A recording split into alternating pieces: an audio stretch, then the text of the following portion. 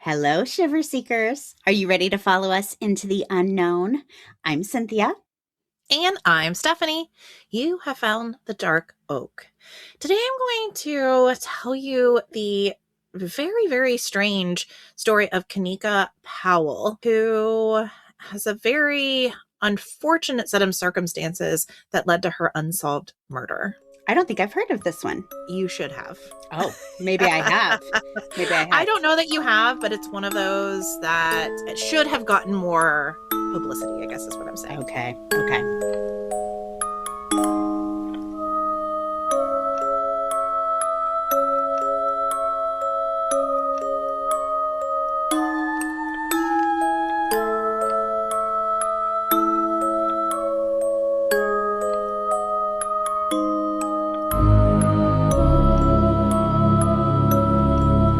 Well, welcome to the Dark Oak Podcast, the mystery podcast with purpose. Here at the Dark Oak, we dive deep every week into mysterious and unsolved cases, complete with real-time gasps and laughs to keep you on the edge of your seat.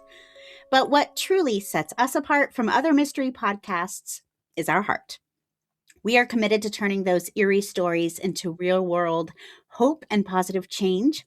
Through our charity, the Branch of Hope Foundation, we donate a portion of our Patreon support and sponsor earnings each month to a meaningful nonprofit organization directly related to the first episode of the month. It is our way of honoring the human side of every mystery we explore and building a stronger community together. This month, what is it, March, right? March 2026. Still. It is. How fast it's going, though. I know. This month, March 2026, we are proud to spotlight Dare for More Ministries. We've talked about them the last few weeks. They do amazing things for women and children in Guatemala who are being exposed to sex trafficking and other violence. You can check them out at dareformore.org. If you're moved to help, consider visiting their website.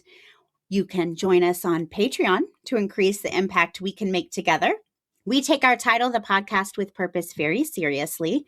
It's a constant reminder that even in the darkest times and the darkest tales, we can shine a light on hope, humanity, and community. To learn more about the Branch of Hope Foundation, this month's featured organization, or how you can get involved, visit us anytime at thedarkoak.com. Follow along on Instagram at The Dark Oak Podcast, or check out our Patreon page. Now let's take this thrilling and meaningful adventure together. Thank you.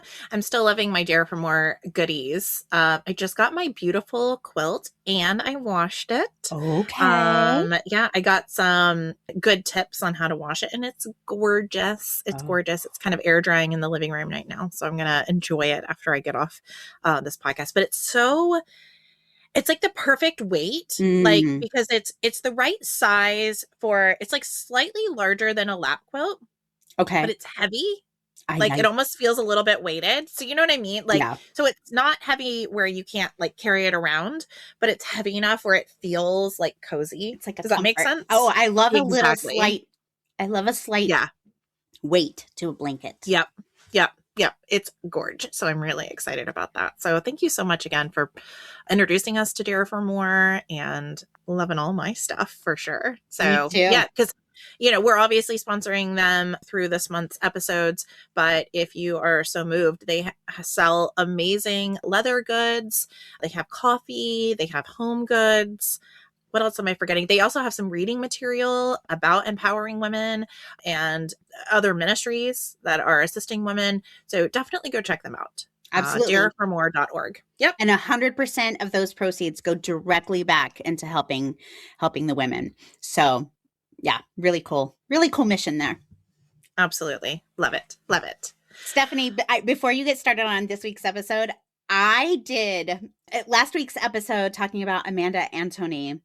You and I talked about how we wanted to ask our husbands if they would have called for help. Yes. Did you get a chance to ask Bart? I didn't. Remember, because I took my weekend away. Which was amazing. But it did mean my time with my husband has been a little brief.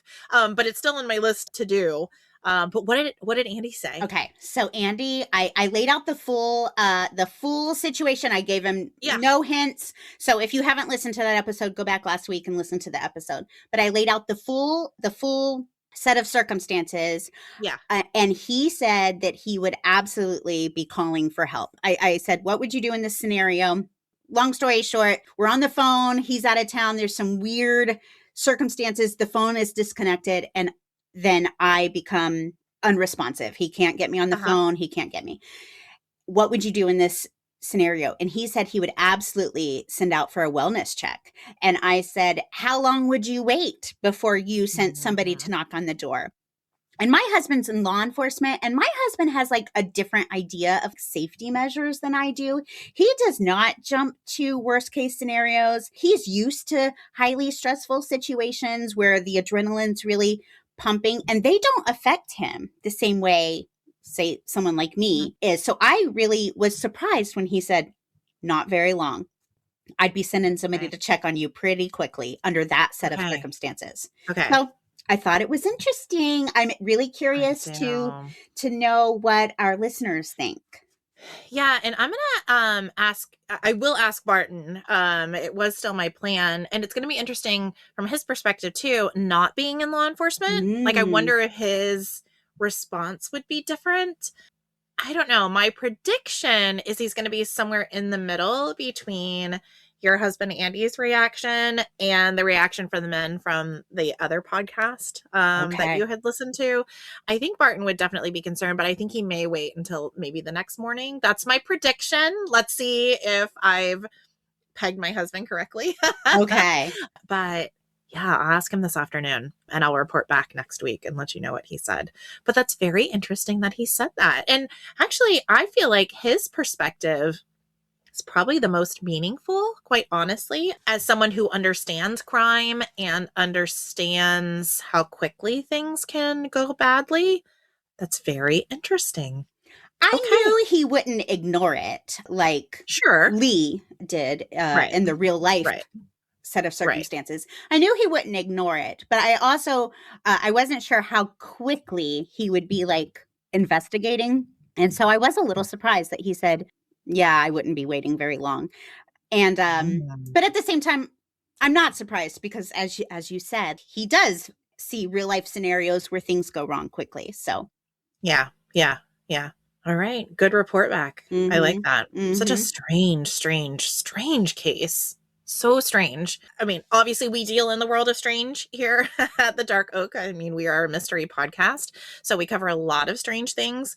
It just so happens my case today is strange, but in a different way and almost a little bit more chilling because we know for sure someone else committed a crime in a very strange way. So I keep saying the word strange, but it really is just bizarre. And I guess I should clarify in the beginning when I said you should have heard of this case. I mean that not like my expectation is that you would have, but just that it is so strange and so brutal and so heartbreaking. More people should have heard about this, as in it should have gotten more publicity. It should have been shared more. Kanika was a woman of color, so I don't know if that played into it. I don't always want to jump to that because I'm not sure why it wasn't covered more, but it's a pretty brutal murder in 2008, so not that long ago, and I had never heard of it. It really is a beautiful, loving family, and Kanika's murder is completely unsolved. They don't even have any leads at this point. So I really feel honored, honestly, to share her story today because it's one that you probably have not heard of, but I would really love for Kanika and her family to receive justice in this case. She was a good person, and I know that doesn't always go far in this world, but it is. I mean, she wasn't involved in drugs. She wasn't involved in criminal activities. She was just being a good citizen, a good friend, a good daughter, and something horrible happened to her. I'll go over the circumstances of her murder today, and hopefully this information will fall on the right ears and somebody will know something and we can can solve this one. Like, I feel like this one is solvable. Somebody knows something for sure. Okay. So as I said, this incident happened back in 2008 in Prince George County, Maryland. And this is kind of like right outside of Washington, D.C., to give you an idea. So this is like a big suburb of Washington, D.C. So kind of keep that in your mind. Again, lots of unanswered questions here. Kanika was living her life. She had it together. She was an Army veteran. She was a government contractor who had actually obtained top secret clearance. And she was somebody that had everything going for her. But in the span of 5 days, a series of strange events led to her being gunned down right outside of her apartment door. And I'll walk through what happened on her final days, the details of the crime, some possible connections to another murder, and then more theories floating around. Let's start with Kanika herself. Kanika Powell was born January 31st, 1980, so she would have been around our age, in Prince George County, to her mother, Judy Forrest. Now, Judy was a single mom. I've heard interviews with her. She said she was born on a really chilly, snowy day in January. Judy says she chose the name Kanika because she wanted a name like of strong African descent.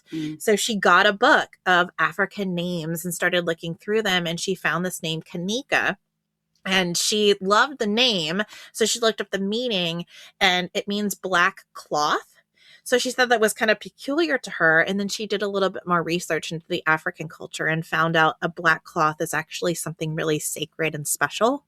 So that's why she chose that name. And I thought that was just such a loving way to communicate how special Kanika was to her. Well, and that's beautiful because there is a highly covered case, Kanika Jenkins. We've covered it here, and I did not know that that was what Kanika meant. What a beautiful meaning. What a beautiful name. Isn't that pretty? Mm-hmm. Yeah, absolutely. Now, from the time she was a baby, Kanika was bubbly and full of life. Judy remembers her as this joyful little kid who just lit up a room. Growing up, Kanika was ambitious and opinionated. So, we relate. But she also had this very pleasant personality that made it easy for her to connect with people. She made friends really easily, and she got along with pretty much everyone. She really seems like just such a positive, easygoing person. Kanika's family, as I said, lived in Prince George County, which at the time was one of the wealthiest areas in the country for African Americans. So this is a mostly African American neighborhood, but one of the most affluent. She went to Largo High School in Upper Marlboro, Maryland, where she built more strong friendships, and several of them lasted for decades. One of her best friends, this is where she met her. They had like a 15-year friendship. So I've heard interviews with her best friend as well. Her name was Ayana. So again, it just seems like just a solid person. After high school, at just 20 years old, Kanika joined the military. She served in the Army, spending her last year stationed in Korea.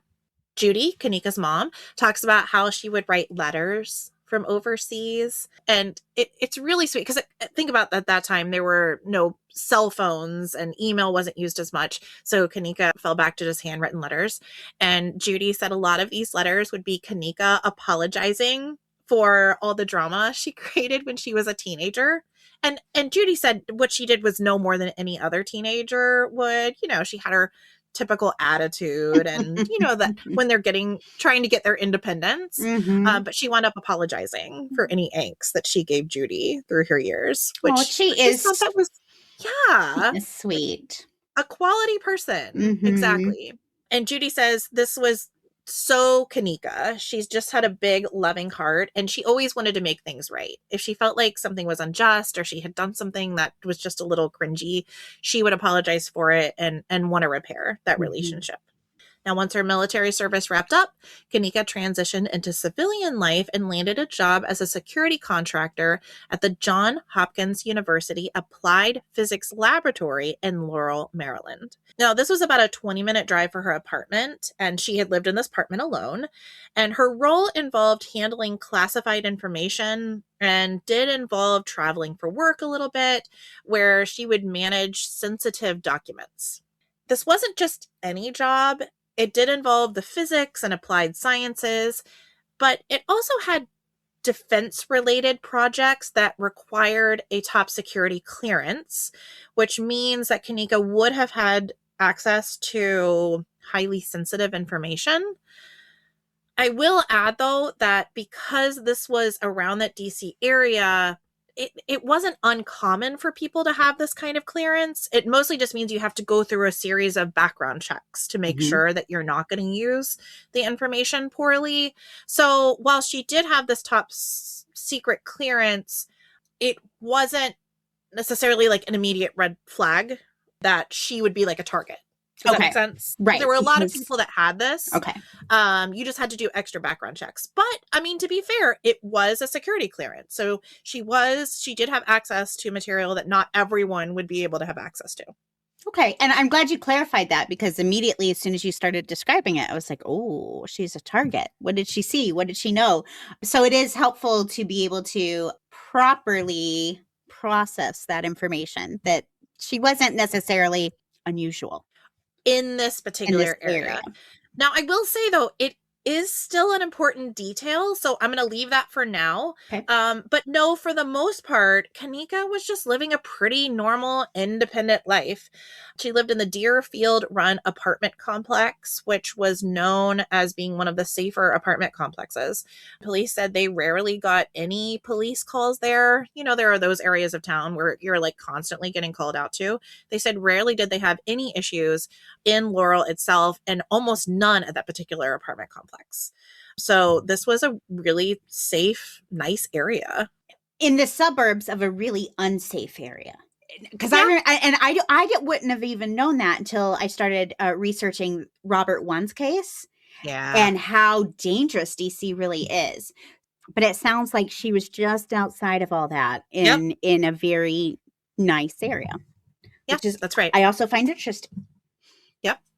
Now, according to Sergeant Gregory McDonald, Prince George's County Police Homicide Detective and co-case supervisor, quote, she stuck closely with her primary friends that she was close with and her family. She appeared to pretty much be a homebody, and she would go out socially with her friends, but did not appear that she did that often.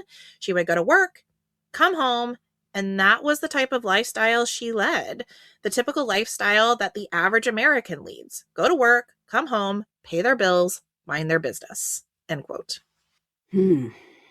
But on a warm summer evening of Saturday, on August 23rd, 2008, around 7 p.m., that all began to change. According to a story she told her mother and close friends, and furthermore, authorities, Kanika was at home when there was a knock at her door. She asked who it was, but didn't get an answer at first. She peeked through the peephole, and she saw a black man that she didn't recognize, dressed in a black hat, black glasses, and a black North Face jacket. So Kanika immediately thought this was strange. This man was wearing a North Face jacket because this is in August in Maryland. So it was in the high 70s at this very time. So that would have been strange that somebody was wearing a coat. Like, this wasn't exactly coat weather, if you know what I mean. Right. So she asked again, who is it? Didn't get any answer. Then she peeked through the peephole and again saw this man. And then he finally spoke, saying that he was from the FBI and that he needed to talk to Kanika Powell about a fraud investigation. And I want to note this man used her full name. So he knew who she was. He knew her full name. Now, Kanika was pretty smart and cautious, so she kept the door locked and asked the man for documentation, like a warrant or some official ID. Show me about the fraud investigation. She said the man held up what looked like a badge to the peephole, but he wouldn't give his name or show a photo ID. Red flag, right? Mm-hmm. So she's at this point decided she is not opening that door. Mm-hmm. So again, she refused. Then she said she heard another voice, like another person out in the hallway, telling the man to, quote, walk the opposite way. And nobody really knows exactly what that means, but it felt like to Kanika there was somebody else there, as in like somebody else knew this man. Like, it wasn't just like another resident. Like, there were two people outside her door, even though she could only see one. Now, after this, the man disappeared. Now, Kanika's pretty smart. So she immediately called her local FBI field office and asked if there was a reason they needed to speak with her. And guess what they said? No. Absolutely, that's what they said. They said no. They confirmed they had no active investigations involving her or her name, and that real agents would never just show up alone, especially dressed this way. She was told they usually come in pairs. So, by the way, if anybody shows up your door saying they're from the FBI, normally they will come in pairs or trios. They almost never come as a single officer. And if they aren't able to speak with you directly, they'll leave a note. Like they'll leave a card, they'll leave what it's concerning, they'll leave a case number so you can reference it back. Well, and they would be willing to show you proper identification and tell you who they are. Like, yeah. That's the big thing to me. Right. So you'd be freaked out, right? Oh, I'm freaked out when the cable repair guy or like tree cutting services knock on my door. I don't answer my door for anyone. So I got some guy coming up telling me he's from the FBI. Oh, no. Yeah. No. So at this point, Kanika is feeling some kind of way, the way that we're feeling right now, right? So she winds up reporting the incident to the police and to her apartment leasing office. Good. And she is so proactive. Like, she is not messing around. You know, I think so much of the time as women, we get caught in this place where, like, we don't want to feel silly. Or we don't want to feel like we're overreacting or we're being dramatic. Or even like when it comes to men, like, well, I don't want to call him out if he wasn't really doing anything. And I just love that Kanika was bold enough to say, no, I feel uncomfortable and I'm going to do something about it. I just love that about her. I wish I could remember the podcast I was listening to, and I truly don't. And I think this was a quote that one of the hosts was saying she'd heard from somebody else. So this is not my quote, but it pretty much boils down to humans are the only species that put themselves, and specifically human women, put themselves in the kind of danger that we put ourselves in all the time. And the example is a gazelle would never get into an elevator with a lion, but we do it every day. Because we don't want to be mean, because we don't want to hurt feelings, because we don't want to look weird. We don't want to make somebody feel bad. Every day, we put ourselves in danger for those reasons. And we got to stop. We got to stop. I mean, I know I've done that. I know for sure I have done that. Yeah. I'm with you. I mean, and I love the example that Kanika set. Even for me, I was like, yeah, I should feel comfortable being able to say, no, that was weird. I don't like you at my door being shady. Like, I need to be more like that. Well, and the scary thing, and of course you'll tell us more, but as vigilant as Kanika was, sadly, we're still talking about her on the Dark Oak. So, yes. And we'll talk about that. You know, I kind of started out, you know, Kanika was doing everything right. And yet we're still here. So how like how are we still here after she did everything right? Yeah, it's really tragic, but at least she tried. You know what I mean? Like, because I'm sitting here saying what an amazing woman she was. You know, like she tried. She fought for her right to feel comfortable in her own home. And I applaud that so much. But yeah, we're still here in a tragic situation. Yeah. Oh, you're right. Now, 2 days later on Monday, August 25th, Kanika sent an email to her friends and coworkers, basically her whole network, warning them about what had happened to her. In it, she detailed the knock, the man's silence at first, how he knew her name, and that he showed her a fake badge. She wrote, quote, "It freaked me out completely because this man knew my name," end quote. She explained that she refused to open the door, that she called the authorities, and she urged everyone to pass it on, especially to single women, because it could have been someone trying to harm or rape her. Kanika even mentioned she hadn't slept well since the incident, and that she was going to be getting a security system installed in her apartment. There was like the equipment, but it wasn't armed yet. You know what I'm saying? Like, she didn't have service on it yet, so she was going to get the service. So really, she even went a further step and wound up sending emails to everyone saying, guys, listen, this strange thing happened to me. Don't be forced into opening the door for something that you think is shady. Like, she was trying to empower her friends and family to say, no, protect yourself, be vigilant. What a cool lady. I know. I want to be her. I want to be her friend. I'm like, I like her. Yeah. Yeah. And she was looking at her for her friends. And again, she wasn't worried about them being like, oh, you're overreacting, or you're being weird, or maybe it's just a, a homeless guy. Like, none of that. She was like, no, don't take this stuff, and protect yourself. Right. So yeah. That also means we have further detail of exactly the details of that situation, right? That interaction. Well, and here's the thing about that interaction that strikes me as especially scary. Like, she was being targeted. This wasn't just somebody knocking on all the doors. This was someone who took the time to learn her name and like target her. So even if they, even if they opened her mailbox downstairs, well, I guess you'd need a key for that. I don't know. Maybe there's a nameplate. I don't know. But this person took the time to learn her name before attempting to gain entry to her Which home. Is really relevant to this case. I don't think anybody argues that she was targeted. The problem is we have no idea why. We have no idea why. But clearly this person knew who she was, knew where she lived, knew her routine, knew her full name, like knew details about her that not anybody would just know. Again, this wasn't just a random. Right. That makes me wonder, did she know something? Okay. Tell me more. It's too soon for me to start putting it together. Yeah. Now, 2 days after that, on Wednesday, so this was 4 days after that first knock at the door. Okay. There was another knock at Kanika's door 4 days later. Now, this time it was a man in a FedEx uniform claiming he had a package for her and he needed a signature. Oh, now I have chills because I've had that happen before and it was legit. Like, they really did need a signature. But in her position now, what does she do? You do. Exactly. So again, Kanika did not open the door, and I wouldn't either if I had experienced this. I don't think I would either. Yeah. So the guy just left without delivering a package. He never came back, and he never left a note.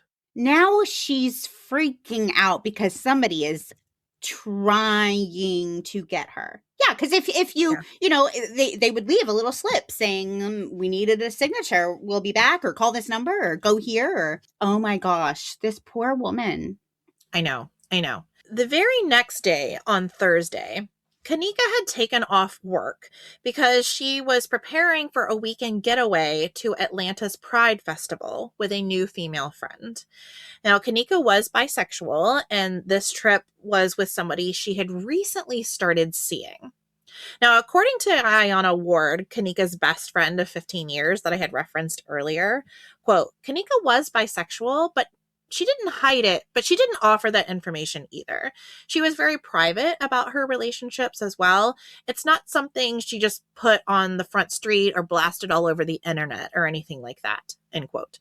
So it sounded like Kanika was very comfortable with her sexuality. It just wasn't something that she felt defined her. It does play into it because this was a new relationship about the time this all started happening. So at 7:30 that morning, there was another knock at her door, and it was supposedly another delivery attempt. Now, again, she said, no, I'm not opening the door, and the delivery person left. Now, Kanika called her mom, Judy, right after that, sounded really shaken up. Like, this is the third time somebody has said her name, tried to get her to open the door, and she hadn't. And it's a different person each time? Well, it's always a black male. It's always a black male. And we don't know. From what authorities have said, it could have been the same person or it could have been different people. And again, based on that first interaction, there is an idea that it could have even been two people that were outside her door. Right. But she didn't necessarily recognize it's the same man every time. No. And again, that could have been because it was originally two people, or it could have been because this person was changing their appearance. Maybe one time a beard, maybe one time a wig. I don't know. Right. But unfortunately, those are the unanswered questions that we still have in this case.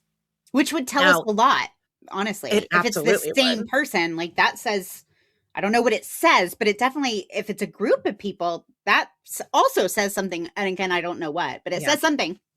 Right, right. So Kanika wound up calling Judy. She said she felt like she was being targeted. I mean, at this point, you have to believe that you are, Oh, right? Like these sure. knocks were not just coincidental. Mm-mm. She told her mom, and this is the direct quote that Judy said. She said she called her mom and said, quote, "Ma, I don't know whose cornflakes I done pissed in," end quote. Meaning that at this point, like okay, I've ticked somebody off. Like Yeah. somebody is trying to get me.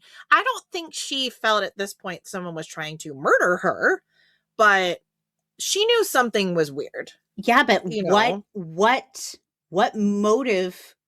I don't know that I necessarily think somebody is trying to murder me either, but like somebody is trying to get me to open my door to them. Why? why? Why are they trying to rob me? Are they trying to rape me? Are they trying to kill me? Like, Yeah, what other reason? exactly. Now, Kanika's mom, Judy, and her best friend, Ayana, at this point were like, girl, you need to leave the apartment. You need to come stay with one of us for a few days. And they had been repeating this kind of since the beginning. And at this point, they're like, okay, you got to get out of there. And Kanika said, you know what? I do appreciate that, but I finally got the security system set up. This person, again, hasn't tried to like ambush me or come in the house. They've been going away when I've told them to leave. So I don't want to overreact by leaving my apartment. And then she also said that she was getting ready that day. She was finishing running errands to leave that next morning to go to Atlanta anyway. Right. And honestly, I'd be scared to even walk out of my door. What if someone's waiting? Do you know if it was like an interior apartment It doors? is. Okay. It Like, is. what if somebody's waiting around the corner, just waiting for me to leave? Mm-hmm. I'd feel like I needed to be armed to even leave my house. Yeah. Yikes. Yeah. Yeah. So she told her mom, Judy, like she insisted, she said, listen, I got to go get some work on my car. I got to run some few errands. She had already taken the day off work. So she said, and again, I feel, I don't know Kanika, obviously, but I feel like she was one of those that's like, I'm not going to let some jackass make me stop living my life. Sure. Like I feel like that would be her response to this. Like, no, I'm going to let people know. I'm going to warn them, about this, but I'm not going to give up what I enjoy doing because of this person. Does that make sense? No, it totally does. Because if you told me I had to like move out of my house and go stay with a friend, like this is my home. This is my Right. space. Right. That would Right. it would take a lot for me to do that. Right. Now that day, Kanika returned to her apartment complex around 11:50 a.m. But as she walked down the hallway toward her unit, No. someone was waiting for her. Mm-mm. Neighbors reported hearing multiple gunshots, and the smell of gunpowder filled the air. They also reported hear Kanika's voice crying out, "No, no, no." Oh my Kanika was God. shot several times in the upper body and head in broad daylight. In her hallway of her apartment? Literally steps from her front door. So anybody could have seen this. There could have been video cameras. I'm assuming there wasn't surveillance footage, but oh my Incredibly, despite goodness. being in the middle of the day in a relatively populated area, no eyewitnesses. Auditory, like people heard what happened, but no one saw anything. No one saw a gunman. Nobody saw a car getting away. Assailant in the wind. Now, Good Samaritans obviously ran towards the commotion, only to find Kanika again collapsed in the hallway, laying in front of her front door. Paramedics rushed her to Prince George's Hospital Center, where she underwent surgery, but she never again regained consciousness. Kanika passed away the next day at the age of 28. I just realized her poor mother saying, please come stay with me. Like, obviously, there's nothing else her mom could have done, but as humans, we love to torture ourselves. So, all the questions, what if? What if I'd tried harder to get her to come to my house? What if I had followed her around that day? What if I'd made her, like, all the horrible things that we do to ourselves as survivors? Oh man, that's awful. You are literally leading me into my next paragraph, Okay. because in an interview, Judy actually said, quote, "I felt guilty that I didn't go over and get her out of the apartment." Oh End my quote. gosh. I mean, a Like, mom's heart is a mom's heart, right? right. And and Sam, tearing up. Judy Yeah. didn't do anything wrong. No. Neither did No. Kanika. The only person who No. did anything wrong was the person who gunned her down. But Absolutely. we do this to ourselves, and I hate that we do this to Yeah. ourselves, but we do Yeah. this to ourselves. It's awful. Mm. It's awful. It's just awful. And Judy and Kanika seem to be some of the most loving, kind people, loved each other, loved their friends, loved their family. To hear Ayana talk about Kanika, one of the things she said, obviously she had a big heart and she made friends easily, but one of the things I loved about what she said about her the most, she said, "I always knew she was the one I could go to for advice, and she would give me good, solid advice. Mm. Like, she cared about me. Like, she wanted things to go well for me, and she was level-headed, just a solid person." And it feels very much like Judy's the same way. A girl's girl. Not all women, we love Yes. women here at the Dark Oak, but not all women will have your back. Yeah. That's just the truth. Yes. Um, Yes. It sounds like Kanika, she's got other people's back. She's looking out for their safety. She's just a good person. Yeah, you're right. Just a good Yeah. person. Just a good person. Now, Prince George County Police took over the investigation, but from the start, it was a tough one. To start with, the crime scene was very unusual. The Deerfield Run Apartments were, again, located in Laurel, which was a relatively non-violent place. They did not have violent crime here. The complex also has one way in and out, and this entrance ran right in front of the leasing office. And However, again, no saw. eyewitnesses and no clear video footage. So this person had to have, unless they were a ghost, this person had to have walked by. So they just, Yes. I just didn't look up from my desk. Like there was just gone. Or maybe so many people coming in by, they just didn't notice anything unusual. But this person, wow. It's haunting. I hate this case. I mean, it's bizarre. And so again, it feels into our wheelhouse, but I hate this case. Like I hate all of this. Yeah. I hate that this person is still out there. Like I really hate that. Now we know that this person, and maybe it's not connected, but I have to think the knocks on the door are connected to this. Like, what are the odds that they're not? So now we have this person or an associate coming by, at least 4 times, right? Walking in and out. Once as the FBI agent, twice as a delivery person, and then at least one time when they actually shot her. So nobody saw this person or one of these people any of those times. Wow. I know. And at noon. Well, like, I guess a lot of people are at work. Probably a lot of people. noon on a Thursday. Yeah. The leasing agent. Yeah. But, but I guess a lot of people aren't home. But yeah, it's broad daylight. They didn't have to be like punched in or ring a doorbell or anything to get into the. Okay. Not into the hallway. No. Okay. No. And, police are saying that the hallway, though, may have given additional coverage because, again, it was like an internal hallway, right? So the only people walking up and down that particular hallway would be residences. Right. As opposed to like out on the street. Residents. Exactly. Right. Now, investigators did find cigarette butts near her door that were left earlier that week, which might suggest someone had been hanging outside of her apartment. Smoking in the hallway? We don't know for sure. Okay. Yeah. So I didn't get a good idea, like description. I know like an internal hallway, but I didn't get the idea. Maybe they had like ashtrays there or, you know what I mean? Like, I don't know. From the sound of it, the cigarettes were on the ground. So this may have been just like a concrete like walkway in the hall where people like had like mats in front of their front door. I'm not sure. Okay, so maybe not completely interior, but it wasn't visible from the outside. Right. So more like a parking garage, not a parking garage, but like my sister's apartment is like that. You're technically outside, but you're in like a cement stairwell. So like you're covered. That's what I'm envisioning. Okay, that Exactly. makes more sense because But I'm it's like, not who smokes in a visible. hallway? Okay. Well, but even then would still be strange, I think. And the fact that they found so many of them, I mean, Kanika didn't smoke. Right. So the fact that there were so many of them right outside her door Right. Like was somebody strange. was waiting. But if Yeah. you're out. Now, again, they weren't fresh. They weren't Mhm. fresh. They had been there a while. Okay. Yeah, They but. said within the last week. But again, this all started about a week earlier, right? Right. And we don't know how many times this person came and sat and wait for her before they actually. Right. Now, here's Right, the right, other right. thing. This person must have known what she looked like because I'm Oh, assuming for there's other sure. neighbors coming and going. So it's not even Yep. just a name. I can identify her. Okay. Yeah, Oh my gosh, this is so awful.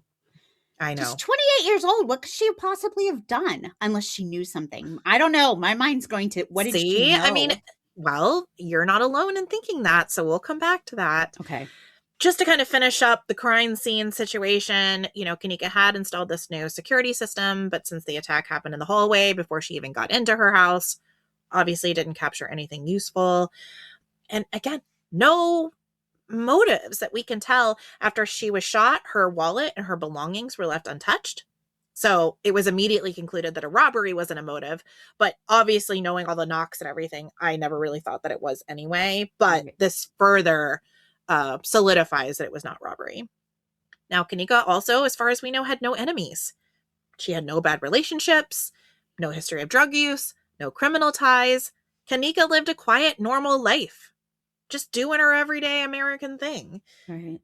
The job, though, did raise some eyebrows. So she had this top secret clearance.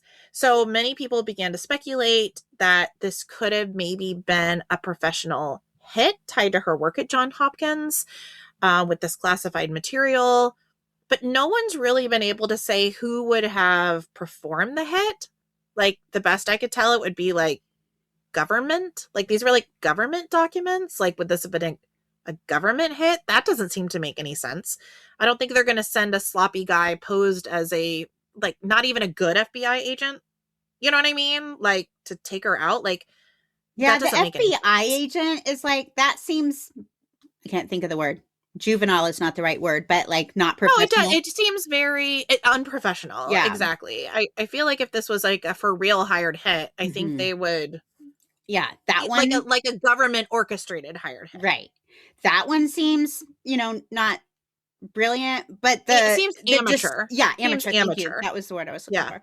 But the package delivery, if that seems to me, because honestly, I order a lot of packages. Like it's just now this was different back then, back in Mhm. 2000. Right. This is before the Amazon insanity that Right. we have So now. actually, back then it probably would have been different, but now I got so many things coming and going that if someone shows up at my house wanting a signature, I might open the door because how do I know that the thing I ordered won't Mhm. require signature? So, Right. all that to say, I don't know. I feel like it has to come back to her job because who else? It wasn't a hate crime. She wasn't even out, really, unless you were like, intimately, a part of her life. Right. So it wasn't a robbery. It wasn't sexually motivated. Right. Like I feel like it has to be she knew something. Yeah. I mean, police have said they just don't think that this is, even though it was top secret stuff, none of it would have been earth shattering if it was to escape. And again, they just feel like if there was anyone that would be affected by her leaking information, it would have been the government. But none of this felt like a government hit. Like, if it was, it would have been much more covert. Like, it wouldn't have been this, like, these farces, like these. And I don't know. The way they explain it, though, I don't know if that makes me feel more comfortable or more concerned. No, Like, if the see, government's going to take me out, don't worry. No one will know. well, and I don't know. I feel like if it was because of some top secret whatever, first of all, police aren't going to have access to that. Mhm. So for police to be like, but there was really nothing to hide. I could easily be convinced that our government is keeping everything from us. I hope nobody from the government's listening. You're currently being bugged. That's right. But like, I don't trust that we are actually being told anything that really matters. I just don't trust it. So I don't think that I just don't think we can trust when the police come back and say, no, we looked at all those documents and there was nothing worth killing anybody over. First of all, no, I don't think you did look at all those documents. I do not think you were given all those documents. Whatever it is, she had the clearance for. And I don't know, maybe they're smart enough to make this look totally amateur just so they can come back and be like, listen, if we'd done this, this would have gone down a lot smoother. I don't know. So far, the reasons that you've given as to why this wouldn't be linked to her job, I personally am not buying. Well, I will add, she was the only one. None of her other coworkers were killed or harassed. I feel like maybe, did she like go to the lab after hours and see something she shouldn't have seen? I don't think she was deliberately put in danger, but did she discover something she shouldn't have? Again, I don't know what that would be, but I don't have a top secret clearance. So. Okay. Well, if you're leaning into that theory, let me tell you something else. Okay. Just over 2 months later, on November 13th, 2008, a 31-year-old man named Sean Green was shot and killed while sitting in his car at a red light in Oxon Hill, about 30 miles from Laurel, where Kanika was killed. Sean also had top secret clearance for his job at the National Counterterrorism Center. Now, Sean was also well educated, just like Kanika. He was an Army veteran with a master's degree. Both Kanika and Sean were Black, and both were gunned down execution style with multiple shots in broad daylight with no signs of a robbery. To this day, Sean's case is also unsolved, and many believe that the two cases could be linked. So, could this actually just be a serial killer? Or maybe these two individuals made it onto a targeted hit list? Possibly. Now, authorities have said there is no connection between these two murders because the locations were different and the methods of killing aren't identical. So, as in, Sean seemed much more random, like somebody just pulled up and shot him at a red light. Kanika's obviously involved the prior harassment, the stalking, I would call it. But it is a little weird, right? They have a lot of differences. I can see that going either way. I could see, it just being a random hate crime, something like that. I could see that. But I could also see it being related. They do have some interesting similarities. I don't know. Now, police also looked into a serial killer that was operating in the area at the time Kanika was shot. Again, I feel like this is a far cry, but you gotta look, right? Yeah, sure, of course. So targeted, but I don't know, maybe you have a serial killer that likes certain individuals or they enjoy the harassment before the killing. Jason Thomas Scott was convicted of murdering two mother-daughter pairs in Largo in 2009. Using a similar ambush style to the way that Kanika was killed. Then to give you an idea of the tie-in, which is bizarre, this Jason Thomas Scott went to the same high school as Kanika. Now, they graduated years apart, so they didn't necessarily know each other from high school, but it's a very tight tie-in here. Scott's crimes were more home invasions, though, and he mostly focused on pairs of women, not single targets. So Kanika would be an outlier. And he also had no history of stalking his victims or knocking on doors. So police eventually ruled him out. I mean, I think it's prudent to look into him. And also, he never, as far as they know, none of his crimes are actually in Laurel. They were like 2 counties over. So as investigators called him, he was like a local-ish serial killer that was working in that area at the time. So again, I think it's important to look at him, but I don't know. Hers was so targeted. It just doesn't seem to fit for me.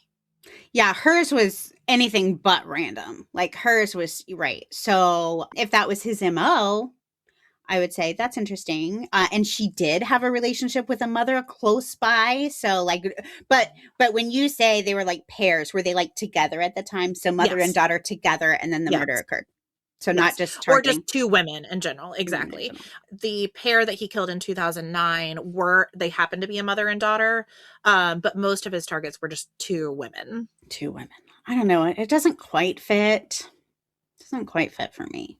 I mean, honestly, nothing quite fits. Nothing really, really is like there's the smoking gun, but this was just so targeted. And the only So, motivation seems to be we want her dead. That's the only motivation. yes. And she had Yes. no enemies. She wasn't living a dangerous lifestyle. She didn't No. owe anyone money. She No. hadn't slept with somebody's husband. Why do we want her dead? Well, you do bring up a good point. Oh. Jealousy can certainly be a big driver. Yeah. So let me tell you this last theory. Now, this is the one that Judy thinks is the most reasonable. And I don't know, moms know things. Moms right? know things. So I'm trusting Judy on this one. So it doesn't exactly fit. And again, the police have said this is not it either. So keep that in the back of your mind. But I'll tell you the details of this theory. This one ties back to Kanika's personal life, specifically this new relationship. Remember I told you she was leaving that next day to go to the Atlanta Pride Festival with a new girlfriend. So this is one she had only recently been dating. Now, this new friend didn't run in Kanika's usual circles. And as a result, Kanika was hanging out with a lot of new people. Remember, she had a lot of old friendships, but this was a relatively new circle of friends for her. Kanika's mom met this new girlfriend and said she seemed nice. She explained her as, she didn't like her or dislike her. She seemed easygoing enough. But Kanika's friends said this new girlfriend just seemed a bit off to them. They were never able to put their finger on it. And it's hard to tell because, were her old friends just a little upset that now she's hanging out with new friends? Like, is there some of that in there? Is it the fact that, like, this new girlfriend only wanted to hang out, like, with her friends, not with Kanika's friends? I don't know. So maybe there was some play in there somewhere. Was this the first woman Kanika had ever dated? No, I don't get the impression. I don't exactly know, like, numbers, but no. So it did not appear this was. It's not that her old friends just didn't like the oh no, and actually they aspect. were very comfortable. No, they were very comfortable with Kanika's sexual orientation, so that did not seem to be an issue. That did but not just seem like to be the dynamic, like, hanging out with like a guy and a girl might feel different than hanging out with a girl and a girl. I don't know. So I just didn't know if maybe they just didn't like the dynamic that this new woman brought. But well, it sounds like I do think that's true. I don't think it's necessarily because it was a woman, but I do think there was something about this woman you just didn't like her. Didn't quite mesh as well as they would have hoped, right? And that doesn't necessarily scream like red flag, but it's something to note considering what we're talking about today. Sure. Now, this feeling about this new girlfriend was even more magnified after Kanika's murder, because while Kanika's funeral was very well attended, we're talking like hundreds in attendance. It was her old friends from high school, her military buddies, her coworkers. This new girlfriend, nor any of this new girlfriend's friends showed up at Kanika's funeral or memorial service. Now, I don't know. What do you think about that? Well, I personally find that strange. Now, I will go to the funeral of a perfect stranger because I'm there to support my friend. So, like, my friend's grandfather died. I show up at the funeral. I don't know the grandfather, but my friend lost their grandfather. So I show up if possible. So for me, you show up at funerals because it's just respect. It's just what you do. So if I were dating someone, even if it was very new and they were murdered, I would show up unless I felt like my presence would be unwelcome. Okay. Like there might be some exes that if I found out they died, I may, even though like left up to me, I would show up because they're a person and I care about them and, like I wish them no well and how sad that this person that I once loved died. but I might not show up because I don't know if anybody asked who I was. Like, it might feel weird. Yeah. Like, so there may be reasons, but it does seem a little odd, I guess, to answer your question. I had that reaction as well. If this new girlfriend already felt like Kanika's very long-term friends didn't like me, I may feel like, oh my gosh, they just lost their friend. Like, I don't want to make it harder for them if I show up. Right. So I could see that. I will tell you though, her not showing up had the opposite effect for Kanika's friends and family. They felt very much like she should be there showing her respects. And I think maybe all of that was just timing, the fact that this new woman had showed up, in Kanika's life, and now she's murdered. Maybe, your mind starts putting all these pieces together. So I don't know. It could be something. It could be nothing. I can really see that going either way because I'm with the friends. Like, you show up, you show your respect. I don't care who you are. I don't care how you broke up. You show up. People showed up at my mother's funeral that I haven't seen in years. My ex-husband was there. Like, and that's the right thing. You show up. But I can also see if you're the one having to show up, how it might feel a little awkward. So here's the part of this theory that I think may actually have roots. So this new girlfriend had an ex-boyfriend. And apparently this ex-boyfriend was known to be very jealous and possessive. Oh, no. As it turns out, the knocks on Kanika's door started right after Kanika planned the trip to Atlanta with this new girlfriend. And her murder occurred the day before she was scheduled to leave town with this new girlfriend. So the idea is that the jealous boyfriend... So first of all, is this woman still going back to her jealous boyfriend and being like, hey, listen, I mean, the answer is yes, I can see that happening. Like, you were playing both sides kind of thing. Like, we're stringing them both along. You don't like that I'm dating this new person, but I'm going to tell you all this stuff I'm doing. Or who knows, maybe it wasn't that. Maybe this guy was so jealous and scary that he found out on his own. Like, maybe this girl was terrified of him. I don't know. I mean, is it possible? Yes. That's wild. Like, that's wild. But you know what? What do we say all the time? What are the motives for murder? Money and sex. Here we go. Yeah. Sex. Yeah. So here's what makes this one pretty hard for me to speak about is police have not released very much information about this couple. And when I say the couple, I mean the new girlfriend and her ex-boyfriend. Mm-hmm. I know they have investigated them. Mm-hmm. Judy, Kanika's mom, and many of her friends think this is it. Like a combination of one of them, the other one, both of them, like somehow somebody in this circle is involved. And as a matter of fact, when they had figured out about this jealous ex-boyfriend, Kanika's friends and family were like, all right, slam dunk. That's it. They're going to arrest him. He's the guy. But police looked into it and time kept passing. Nothing happened. They never even named either of them as persons of interest. And eventually it just faded away and nothing ever happened. So I don't know. I'm assuming they're ruled out, but police have never said anything. They're not ruled in. They're not ruled out. They're just not persons of interest. And they just don't think they're, at least what they're telling the family and what they're telling the public is that they are not involved with what we know at this point.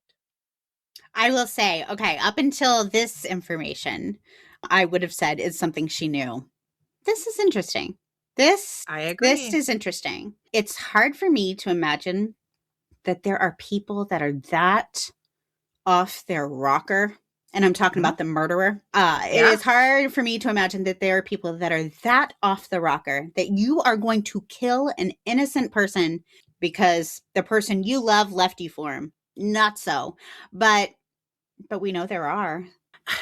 Whatever's happened in this case, it's clear that whoever killed Kanika knew her routine. They were waiting in the hallway, fled without a trace. It's super bold. In the middle of the day, an apartment complex with neighbors all around. Whoever this is really nutso. I think you said it correctly. I mean, how are you just that bold? It doesn't feel random. It feels very personal, like someone close to her orchestrated it. And honestly, to me, this case is just so eerie to think that someone had been trying to lure her out of the house And when that failed, they just straight up ambushed her in the hallway. I mean, all of this is so, again, I hate it. I hate this. I hate to know that this happened. Not that the motive even matters, but if this was just some jilted lover, that makes it so much worse. Yep. And again, it doesn't make it worse because it's all worse, but if this is just some crazy person who didn't handle a breakup well, so we're just going to murder this person who had nothing to do with it? Mm-hmm. Wow. Yeah. Now, I'll end with this little tidbit. The night before the first knock on the door, Kanika went out for Ayana's birthday celebration. Remember, her long-term best friend. And at one point in the evening, she whispered to Ayana that she had something important she needed to tell her the next day. She said, I'm not going to bother you with it right now, but I want to talk to you about it the next day. But the next day, the conversation between Kanika and Ayana was really consumed with this fake FBI visit. Like that was more top of mind that that Kanika was communicating with Ayana. So unfortunately, whatever it was that Kanika wished to share with her best friend, she never actually communicated.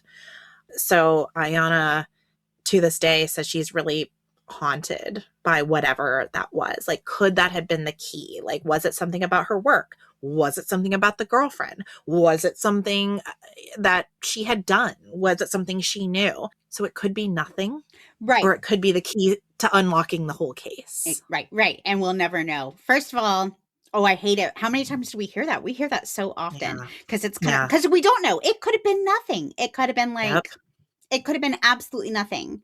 Yeah. The fact that she didn't want to bother her with it that night tells me it probably wasn't nothing. Because if it was nothing, it'd be like, oh, hey, by the way, I forgot to tell you, blah, blah, blah, blah, blah. I feel like it may have been something. But again, we don't really know for sure. Let's promise to never, if you have something to tell me, just tell me. Yes. Deal? Or don't tell me you have something to tell me. Like, just tell me when you're going to tell me. If it's not the right time, just zip until it's the right time and then tell me. Because first of all, I don't want to lay awake at night being like, why didn't I make you tell me?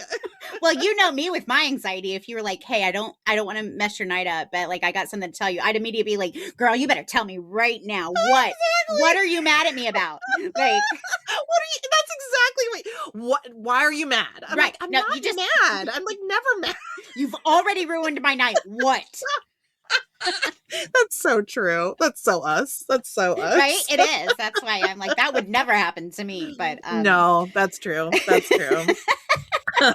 Oh man, what a freaking awful case. I know. Awful. It is. And I wanted to leave this is pretty somber, but I wanted to leave with Judy's words about her daughter. She said, quote, "What I love the most about Kanika was her smile. If she was living now, I know that we would still be close. We would still have that close relationship and we'd be hanging out together, mother and daughter, doing our little things from time to time. I had a beautiful relationship with my daughter, and I just wish that anybody that knows anything or think they know anything to still come forward and say something," end quote. So, Judy, we're trying. We're doing our best, lady. And again, I think this story just sticks out to me because, again, Kanika did everything right. Like, she was a good person. She's a good daughter, employee, friend, citizen. And it came time. She was getting harassed. She reported the incidents. She installed a security system. She warned her friends. But it wasn't enough. She was still targeted, and we have no idea why. Like, who would have wanted Kanika Powell dead? If you know anything about Kanika's murder, even a small detail, contact Prince George's County Police at 301-352-1200 or Crime Solvers at 866-411-8477. And remember that tips can be anonymous as well, so you do not have to give your name, but you could be a person that helps bring justice to Kanika and her family. Yeah. Okay. It's rough. I don't know that we've ever covered a case like this with I don't even know if it considers stalking. Like, what is this? Right. Like, what is this?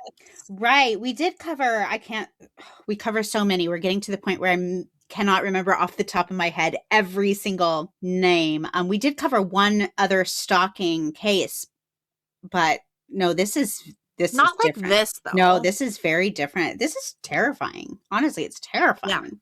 And Yes. it's almost like she did everything right, but when someone's literally like camped outside your home, what can you do? Honestly, if her mother had been there with her, they probably both would have been killed. Quite frankly, like if you're that determined, like if her friend had been there with her, they probably both would have been killed. This was someone who was determined, who was not going to stop. Yeah. So unless they were absolutely stopped by authorities before they could do this. Yeah. I don't know. But the fact that nobody, even all these different times. So I'm trying to remember, there was an eyewitness that saw, I can't remember when it was, when this person was dressed up, was impersonating an FBI officer or FedEx. And again, we don't know about the FedEx. It could have been a legitimate FedEx order. We're assuming it's not. And there were eyewitnesses that remember seeing like a man walking. Right. But it didn't have any more information. So, but that's crazy. That's crazy to me that nobody remembers seeing anything suspicious, even after all these suspicious things are happening. Right. Well, they're hidden in plain sight. I mean, let me go walk down the street wearing a t-shirt and a hat, and no one's going to pay any attention to me. Oh yeah, I did see a blonde woman wearing a pink hat, but couldn't tell you what she looked like. Couldn't, you know, if I'm acting normal. Now, if I go running covered in blood, holding a machine gun, I'm going to draw attention. Right. You know, if I'm just in a FedEx costume, uniform. So terrifying. Yeah, so terrifying. I do wonder with that North Face jacket, the first time he came, I assume there was probably a weapon, I would imagine, which is why he was wearing the jacket. That was my thought. Well, I imagine, okay, like the jacket, like the dressed in all black. It's I can see that feeling very much like black glasses, very much like what someone would imagine an FBI agent to look like very Men in Black, you know. Okay. Now, realistically, that's not what they necessarily look like, but isn't that kind of like what you imagine? Sure. So, interesting. Yeah. Oh, this falls onto my list of things that cases I hope get solved in my lifetime. Oh my gosh. Yes, please. And even Judy has said, whoever killed her, they probably told somebody. Like somebody else besides that person probably knows. If I killed somebody, I wouldn't tell anybody. But don't you think I was going to say guilt, but I don't know. I feel like this person had this person has no or conscience. No, someone with a conscience isn't going to kill somebody. So like this, like this, right? Exactly, this. For just something so pedestrian, like so really. Right. My two theories. Of course, we don't know the motive. Right. I'm saying maybe it was a jealousy situation, but we don't actually know that. Maybe she really did have she knew something that people didn't want her to know. I mean, we could still go back to that. I mean, I haven't ruled that out. I don't know what kind of work they were doing there. Well, unfortunately, even her friends and family really don't know because they didn't have the clearance. So all we know is what the police are saying. Right. You know? And I don't think the police know. The police do not have that kind of clearance. They don't. They don't. I have lived with someone who has a top secret clearance. Once you get to the point where you have a top secret clearance, you only know what you are cleared to know. And there are different levels different levels. And so you can have a top secret clearance and you literally only know your piece. You still don't know the whole picture because you don't need to. It's need to know basis. So that's why I don't think anybody knows. Like, I don't think the police know. I don't think anybody, and we never would, because it would put the whole, like, if there is information they're actually trying to protect to get justice or whatever, or to really thoroughly investigate this lead, would put everything at risk. So that's not happening. So I think it could go either way, but I do think the jealousy is also a good lead to follow. Yeah, I think so too. I think so too. All right, girl, let's hop over to our afterthoughts and give our afterthoughts. The ones we can't share here. Yeah. All right. Okay, Shiver Seekers, we'll see you next week. Thank you so much for being part of the Dark Oak. Bye. Bye-bye.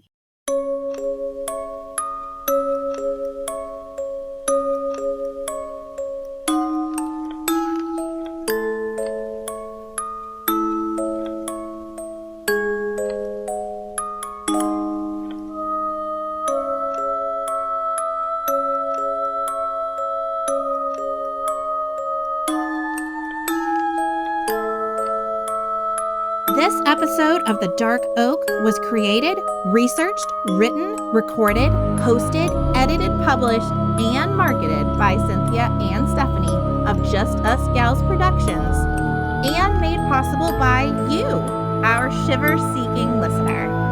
Special thanks goes to Justice Himes for our incredible artwork and Ryan Creep for our amazing music.